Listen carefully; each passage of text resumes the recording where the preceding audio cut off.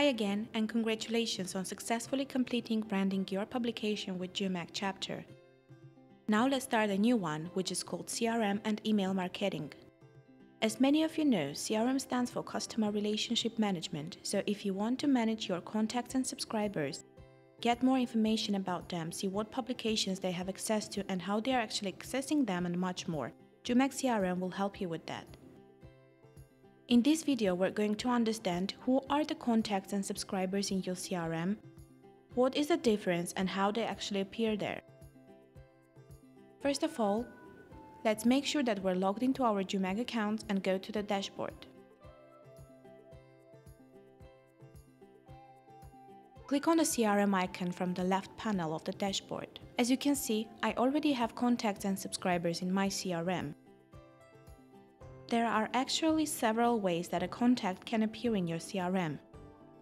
You can manually add the email address of the person by clicking Add Contacts button. Just enter the email address.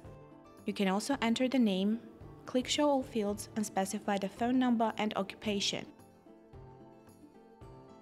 You can also upload an Excel file which will contain the contact's email addresses and other information. Also, your readers can subscribe to your publications either free of charge or purchase paid subscription. Your readers can purchase standalone publications and again appear in the CRM. And finally, your readers can submit a form that you have added to your publication or enabled for the collection. Those forms are called custom forms, and we will learn about them in a future. If someone submits a custom form, his email address and the information that he filled in the form will appear in the CRM. But it's important to understand the difference between the contacts and subscribers. The contacts are being added either by you or through submitting a form, while the subscriber is a person who has an active free or paid subscription to any of your collections. By the way, if for some reason you need to export your contacts from the CRM, then click the Export button.